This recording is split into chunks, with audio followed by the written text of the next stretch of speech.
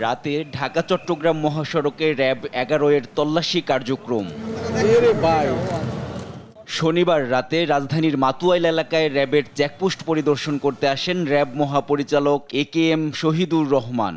এ সময় তিনি বিভিন্ন দূরপাল্লার যানবাহন পরিদর্শন করেন।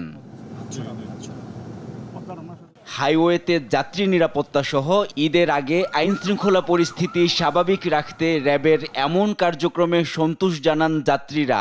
কাছে কৃতজ্ঞ যে আমরা মাঝখান থেকে মনে হয়েছিল যে আইনশৃঙ্খলা দেশে নাই, এরকম একটা অবস্থা হয়ে গেছিল, কিন্তু এখন মনে হচ্ছে যে ইনশাআল্লাহ আগের চেয়ে তো অনেক ভালো। ঈদের সময় যারা বাড়িঘর ফাঁকা রেখে দেশের বাড়িতে চলে যাবেন, তাদের এই বাড়িঘরে ফাঁকা রাখা বাড়িঘরে যাতে চুরি টুরি না হয় সেদিকেও আমরা সজাগ দৃষ্টি রাখব। আমরা সর্বোপরি মানুষের নিরাপত্তা, তাদের নিজের ব্যক্তির যানবাহনের নিরাপত্তা, সম্পদের নিরাপত্তা যাতে বজায় রাখে এই পবিত্র ঈদে, সেজন্য আমরা অন্যান্য আইনশৃঙ্খলা রক্ষাকারী বাহিনীর সাথে সমন্বয় রেখে কাজ করে যাচ্ছি। এবং ঈদের পরে যখন ঘরমুখো মানুষ বাড়িতে ফিরবেন, তাদের নিরাপত্তার জন্য একই রকম ব্যবস্থা থাকবে। এছাড়াও ঈদের ছুটিতে বিনোদন কেন্দ্রগুলোতে যেন আইন শৃঙ্খলার অবনতি না ঘটে সেজন্যও তৎপর থাকবে র্যাব, জানান র্যাব মহাপরিচালক। নিরাপত্তার জন্য একই রকম ব্যবস্থা থাকবে।